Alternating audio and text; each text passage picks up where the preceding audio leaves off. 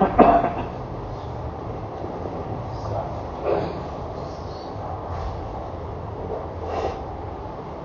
للہ وکفى وسلام علی عباده الذین اصطفى اما بعد فاعوذ باللہ من الشیطان الرجیم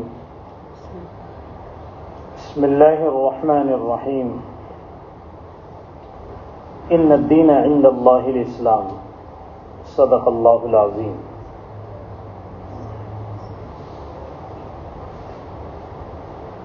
اللہ تبارک و تعالیٰ کی سب سے بڑی نعمت جو ہمیں حاصل ہے وہ دین اسلام ہے۔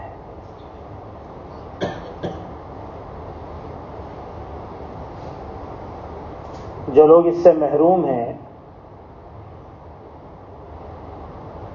وہ حقیقتاً مسکین اور حقیقتاً بہت بڑی دولت اور نعمت سے محروم ہے۔ اسی وجہ سے جن کو یہ نعمت حاصل ہے ان کی سب سے بڑی ذمہ داری ہے کہ وہ اس کی حفاظت کریں، کیونکہ جو چیز جتنی قیمتی ہوتی ہے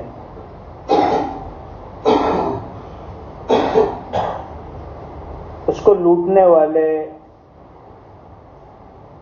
اس کو چوری کرنے کی کوشش کرنے والے، اس پر ڈاکہ ڈالنے والے بھی اتنے ہوتے ہیں۔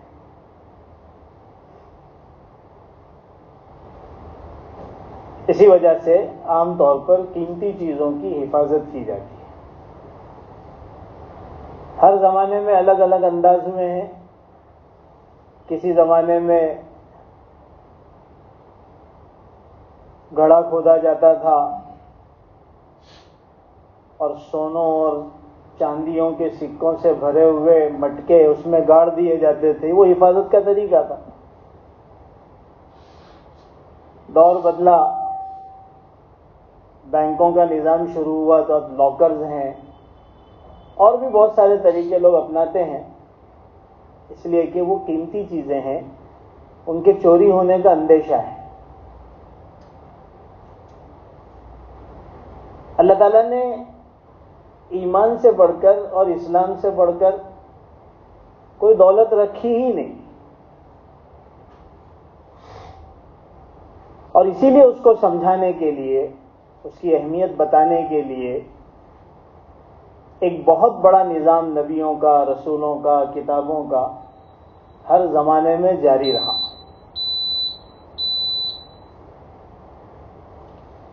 جس دور سے ہم گزر رہے ہیں اس دور میں ایمان کی حفاظت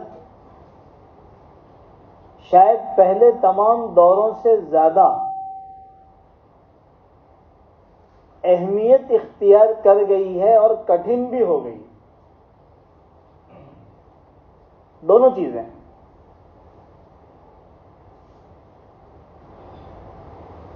کیونکہ حالات اور ماحول ہمارے ملک کے خاص طور پر اور دنیا بھر کے عام طور پر ایسے ہو چکے ہیں کہ ہمارے لیے دن بدن ہمارے اپنے دین پر چلنا، اپنے ایمان کی حفاظت کرنا، اپنے مذہب اسلام کی پہچان کے ساتھ رہنا دشوار بنایا جا رہا ہے۔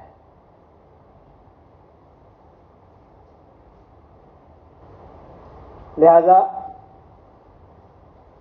حالات دشوار بنتے جا رہے ہیں اور ہمارے لیے بھی اب کٹھن ہوتا جا رہا ہے۔ کیوں؟ اس لیے کہ اس وقت جس ماحول میں نئی نسل پرورش پا رہی ہے، جس ایجوکیشن سسٹم میں، جس تعلیمی نظام میں ہم اپنے بچوں کو بھیج رہے ہیں، سپرد کر رہے ہیں، تو ظاہر سی بات ہے یہ تو ہر ایک جانتا ہے کہ جو جس تعلیمی سسٹم اور نظام میں رہے گا وہاں کے تعلیمی اثرات لے گا، وہاں کی تہذیب اور کلچر اپنائے گا، وہاں کی فکر، وہاں کی سوچ، وہاں کے نظریات، وہاں کے تھاٹس یقیناً اس کے اندر نہ چاہتے ہوئے بھی سرایت کر جائیں گے۔ الحمدللہ ہم ایک ایسی مسجد میں بیٹھے ہیں جہاں پر ہر طرف اے سی لگی ہے۔ اب اس میں ہو سکتا ہے کوئی ایسا ہو کہ بھئی مجھے اے سی کا اثر نہ ہو، کیا اس کے یہ چاہنے سے وہ اے سی کی ٹھنڈک سے بچ سکتا ہے؟ غیر اختیاری طور پر اسے متاثر ہونا ہی ہے۔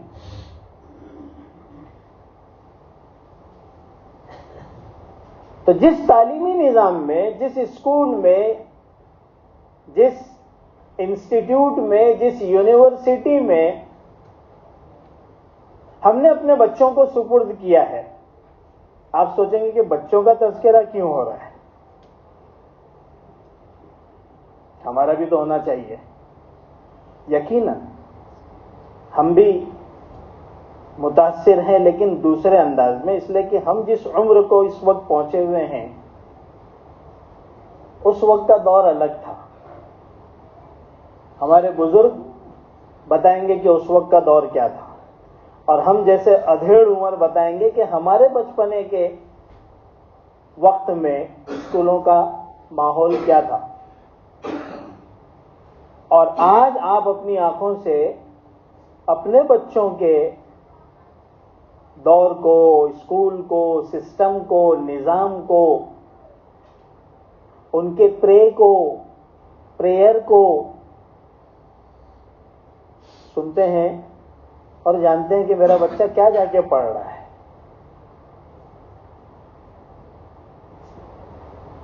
تو اب ہم نے جس نظام کے تحت اپنے بچوں کو رکھا ہے وہ نظام پوری طریقے سے کافرانہ نظام ہے، وہ نظام پوری طریقے سے بے دینی والا نظام ہے، وہ نظام پوری طریقے سے الحاد والا نظام ہے۔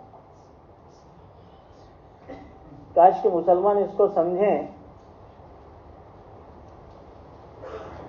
تو اپنے گھروں پر جو نقب لگ رہے ہیں کفر کے، اور جو باتیں پہلے پیپروں میں پڑھنے میں آتی تھی اب اپنے گھروں میں سننے آ رہی ہے، اور لگی ہوئی آگ آپ کے گھر کے دروازے پر دستک دینے لگی ہے، اس سلسلے میں کچھ تو بیدار ہوں۔ سمجھنا ضروری ہے، کیونکہ جب تک آدمی بات نہیں سمجھے گا اس پر عمل کرنے کے لیے کیسے آگے بڑھے گا؟ تو جس نظام کے تحت ہم نے اپنی نسل کو تعلیم دینا شروع کیا، اس نظام سے وہ ذہن بنا کہ نعوذ باللہ ثم نعوذ باللہ، اللہ ہم سب کی حفاظت فرمائے، ہمارے بچوں کی حفاظت فرمائے، کہ آج ان کے لیے کفر میں داخل ہونا اور اسلام کا چھوڑنا بالکل آسان ہو گیا۔ جبکہ ایک وہ دور تھا آج سے 20، 25، 30 سال پہلے کہ اس کے بارے میں سوچا بھی نہیں جا سکتا۔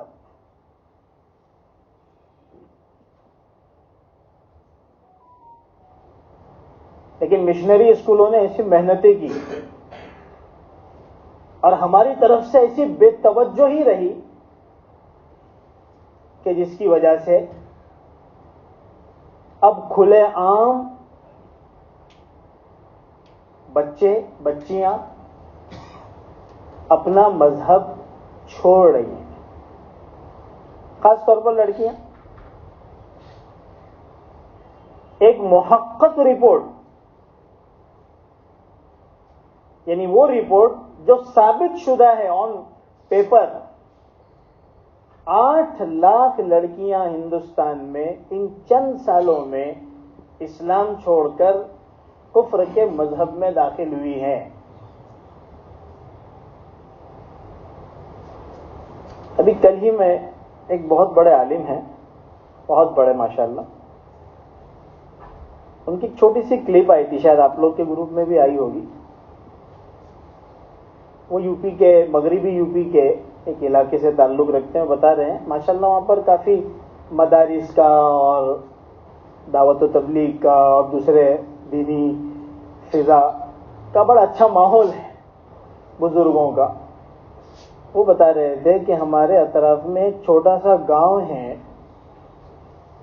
جس چھوٹے سے گاؤں سے 50 لڑکیاں، 50 غیر مسلموں کے ساتھ جا کر اپنا دھرم چینج کر چکے ہیں۔ ایک چھوٹے سے گاؤں سے اتنی بڑی تعداد۔ اس کی وجہ جو تلاش کی گئی، لوگوں نے جب اس کے پیچھے اپنا دماغ لگایا کہ اتنی تیزی کے ساتھ مذہب چینج کرنا، یہ تو بہت بڑی بات ہوتی۔ یہ تو سمجھ میں آتا ہے کہ بھائی ٹھیک ہے، تم تمہارے مذہب پہ رہو، میں میرے مذہب پہ رہوں گی۔ ایک سلسلہ ایک زمانے میں یہ بھی تھا تھوڑا سا کہ ہم اپنے اپنے مذہب پہ رہیں گے، اگرچہ وہ بھی غلط ہے، لیکن کم سے کم اس کو اپنے مذہب کی اتنی قدر تو تھی کہ بھائی میں مذہب نہیں چھوڑ سکتی، میرے لیے سب سے زیادہ اہم مذہب ہے۔ ٹھیک ہے، ہماری محبت ہے، ہمارا پیار ہے، ہم شادی کر لیں گے، لیکن میں مذہب نہیں چھوڑوں گی۔ لیکن اب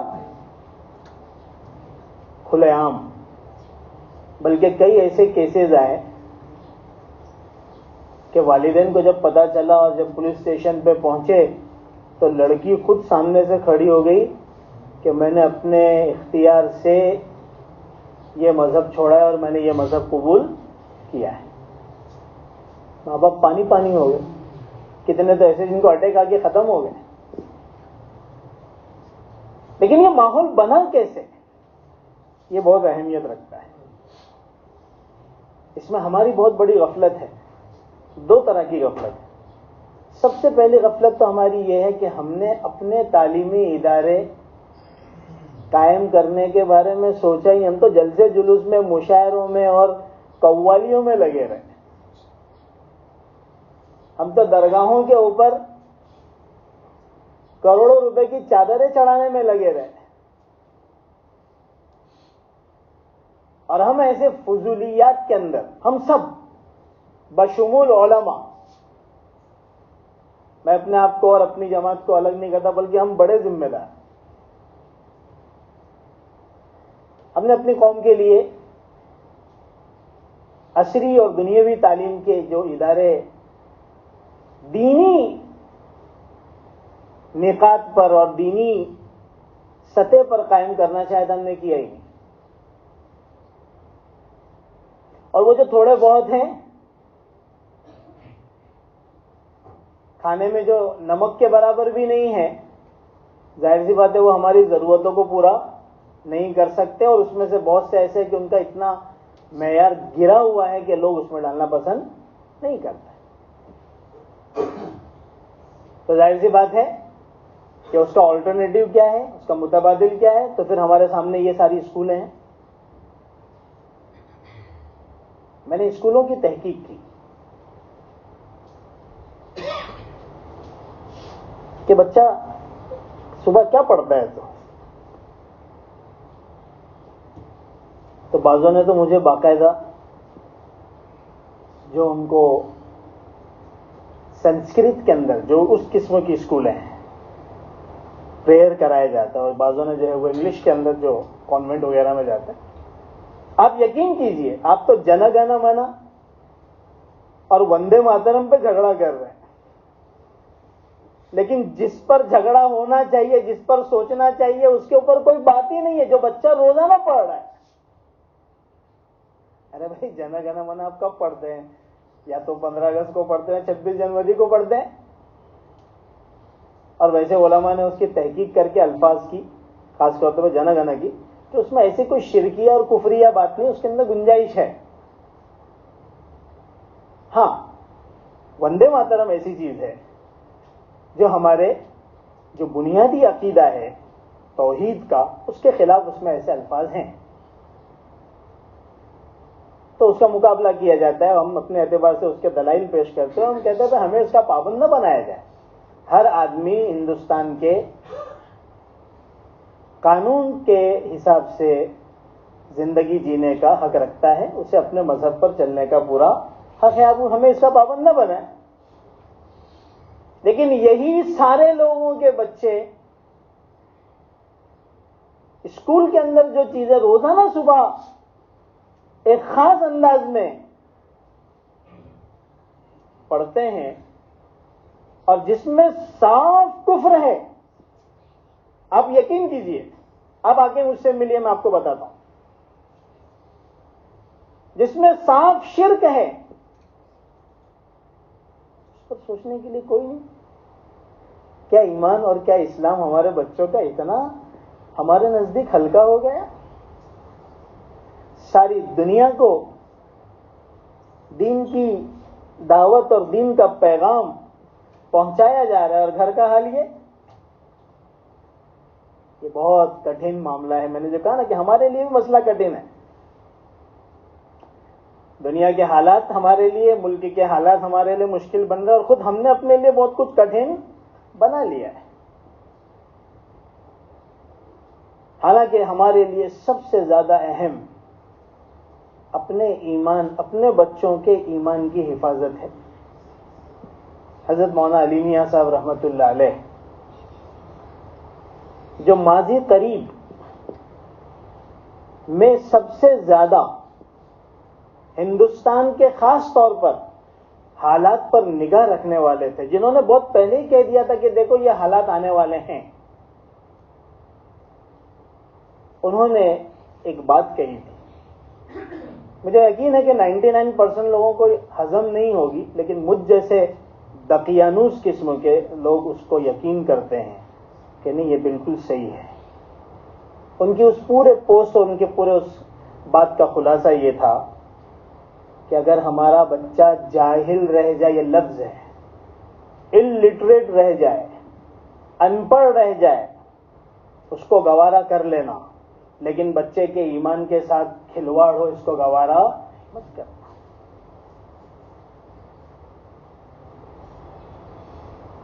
یعنی اگر آخر درجے میں یہ حالات پیش آ جائیں کہ یا تو بھائی کفریات کو اختیار کرو, کفریہ کلمات کہو جو آگے آنے والے ہیں, کھل کر ضمناً آ چکے ہیں, سب اس میں لگے ہیں, لیکن آگے کھل کر آنے والے ہیں. حضرت مولانا علی میاں صاحب رحمۃ اللہ علیہ کی یہ بات ہمیں اس وقت کام آ سکتی ہے, تو اس وقت کیا کیا جائے؟ حضرت نے فرمایا تھا کہ جاہل رہ جانا, لیکن اپنے ایمان کا سودا مت کرنا. تو ایک جو کام کرنے میں کوتاہی ہوئی وہ یہ تھی کہ ہم نے اپنے ادارے قائم نہیں کیے, جبکہ الحمدللہ قوم کے پاس ہر لائن سے سہولتیں ہیں. ارے یہ قوم لاکھوں لاکھ ایک رات میں مشاعرے پہ اڑا دیتی ہے. جو مشاعرے کے شوقین حضرات, ہم تو کبھی گئے نہیں, نہ شوق ہے. کبھی آپ نے میرے منہ سے شعر سنا, شعر و شاعری کا شوق ہی نہیں ہے, کیونکہ ہم تو خشک مزاج والے. مسئلے مسائل میں جو پڑا رہتا ہے مفتی, اس کا مزاج تھوڑا خشک ہو جاتا ہے. وہ شعر و شاعری کے لیے تھوڑا کھلا مزاج چاہیے, عاشقانہ مزاج چاہیے, تو ہے نہیں. تو لوگ لاکھوں لاکھ روپے جو ہے مشاعروں پر خرچ کر دیتے ہیں, اور ایک ایک جلسوں کے اوپر لاکھوں لاکھ خرچ کر دیتے ہیں, جبکہ ان جلسوں کا کوئی فائدہ نہیں ہے, اور مشاعروں کا تو کچھ بھی فائدہ نہیں ہے. کیا وہ قوم یہ کام نہیں کر سکتی تھی؟ لیکن اس چیز کی اہمیت ہی نہیں ہے, اس تعلق سے سوچنے کے لیے کوئی تیار ہی نہیں ہے. یہ تو تھوڑی بہت بات ابھی اس لیے آ رہی ہے کہ بالکل گردن پر تلوار آ چکی ہے، تو لوگوں نے تھوڑا سا منہ کھولنا شروع کیا ہے. لیکن پھر بات وہی آتی ہے، اب کا ہوت ہے جب چڑیا چگ گئی کھیت. اب تو وقت نکلنے جیسا ہو گیا ہے. تو ہمارے بچوں کا ہم ماحول دیکھیں. میں آپ کو ایک واقعہ بتاتا ہوں، اپنی طرف سے نہیں. حضرت مولانا سید اسعد مدنی رحمۃ اللہ علیہ بڑے عالم تھے، جمعیت علماء ہند کے صدر تھے. بھائی ان کے لیے کوئی کرسی ورسی کا انتظام ہے؟ جاؤ ذرا دیکھ لو بھائی. ہاں، انہوں نے بنگلور میں یہ بات فرمائی تھی، بنگلور کے ایک فیملی کے تعلق سے، کہ ان کی فیملی کا ایک بچہ وہ کسی اچھی بڑی کانوینٹ، بنگلور میں اچھے تعلیم یافتہ لوگ رہتے ہیں، پڑھتا تھا. اب آج کل کا ایک ماحول، یہ تو بہت پرانی بات ہے، لیکن آج کل خاص طور پر کیونکہ مجھ سے بعض بچے جو بہت انٹیلیجنٹ ہیں، بہت اچھے صلاحیت والے ہیں، وہ مجھ سے ملتے ہیں، اپنی سوسائٹی کے بھی، اور مجھ سے بہت سارے سوالات کرتے ہیں کہ مفتی صاحب ہمارے پروفیسر نے ہم کو یا ہماری ٹیچر نے ہم کو یہ بات کہی. اسلام کے اوپر اعتراضات بھی آج اسکول میں ہو رہے ہیں، شاید آپ لوگوں کو اس کا اندازہ ہوگا. حالانکہ وہ بچے جو اسکول میں پڑھ رہے وہ ان ساری گہرائیوں کو نہیں جانتے، لیکن انہوں نے اپنا کام کرنا شروع کر دیا ہے. میں یہ بات تو پرانی بات کر رہا ہوں. حضرت مولانا سید اسد مدنی رحمۃ اللہ علیہ تو آج سے تقریباً 20 سال پہلے تو ان کا انتقال ہوا ہے تقریباً. تو وہ فرما رہے تھے کہ ایک بچہ ایک کانوینٹ اسکول میں پڑھ رہا تھا. اس کی اسکول کے اندر جو عیسائی ٹیچر تھی لیڈیز، اس نے ایک بات اپنے اسٹوڈنٹس کے سامنے رکھا کہ حضرت عیسیٰ، یسوع مسیح، حضرت عیسیٰ جو ہیں یہ اللہ کے بیٹے ہیں، یہ اللہ کے بیٹے ہیں، اور انجیل میں، بائبل کے اندر یہ بات لکھی ہوئی ہے. اس بچے نے یہ بات سنی اور سننے کے بعد یہ اپنے گھر آیا. گھر آنے کے بعد، ارے بھائی کرسی آ جائے گی یار، کرسی آئے گی جائے گی، ٹوٹے گی نہیں آئے گی، سب آئے گی، بات سن لو.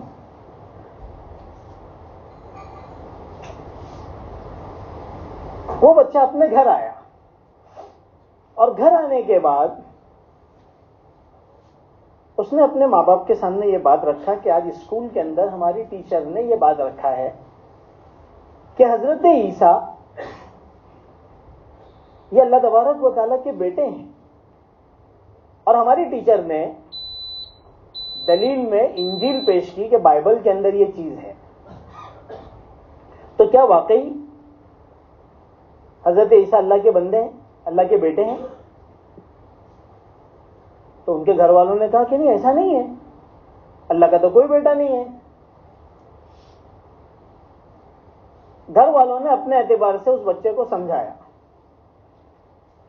لیکن اس بچے کے ذہن میں ٹیچر کی بات بھی کہیں نہ کہیں بیٹھ گئی. اس نے بھی جو بھی دلائل دیے ہوں گے، اب یہ کشمکش میں آ گیا. اس نے انکار بھی نہیں کیا، اپنے ماں باپ کی بات کا انکار بھی نہیں کیا، لیکن کشمکش میں مبتلا ہو گیا، شبہہ میں پڑ گیا کہ کیا واقعتاً حضرت عیسیٰ اللہ کے بیٹے ہیں یا نہیں. پھر دوسرے دن جب وہ اپنے گھر سے نکلا اسکول جانے کے لیے، اللہ کا کرنا ایسا ہوا کہ روڈ پار کرتے ہوئے اس کا ایکسیڈنٹ ہوا اور وہ مر گیا. اب یہاں پر سوال کھڑا ہوا کہ یہ بچہ اسلام پر مرا یا نہیں، یہ مسلمان تھا یا علمی سوال پیدا ہوا. تو اللہ تعالیٰ نے تو قرآن شروع ہی اس سے کیا ہے، الف لام میم ذالک الکتاب لا ریب فیہ. یہ کتاب ایسی ہے اس میں ذرا برابر بھی شک اور شبہ کی گنجائش نہیں. اس قرآن کے اندر جس لفظ پر، جس نقطے پر بھی اگر کسی نے شبہ کیا، وہ ایمان والا رہ نہیں سکتا. یہ شبہات سے بالا ہے. کسی کے ایمان کے معتبر ہونے کے لیے یہ یقینی طور پر لازم ہے کہ وہ اس کی ہر بات کو یقینی جانے.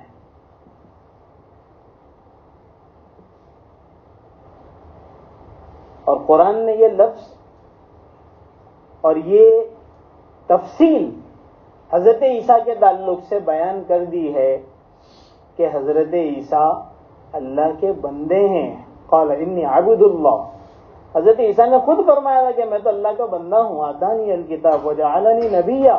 اللہ نے مجھے کتاب دی, مجھے نبی بنایا. واوصانی بالصلاۃ والزکاۃ ما دمت حیا. اور قرآن نے صاف کہا قل هو اللہ احد اللہ الصمد لم یلد ولم یولد. نہ اس نے کسی کو جنا نہ وہ کسی سے جنا گیا. تو حضرت عیسیٰ اللہ کے بیٹے کیسے ہو سکتے ہیں؟ نعوذ باللہ. وہ شبہے کے ساتھ دنیا سے گیا, وہ کشمکش کے ساتھ دنیا سے گیا, اس لیے اس کی موت کفر پر ہوئی. ایک دم سیدھی بات ہے. یہ چیز کہاں سے اس کے ذہن میں آئی؟ اس تعلیم گاہ سے اس کے ذہن میں آئی جہاں کا نظریہ اور جہاں کی بنیاد ہی یہ ہے. میں قسم اٹھا کر کہہ سکتا ہوں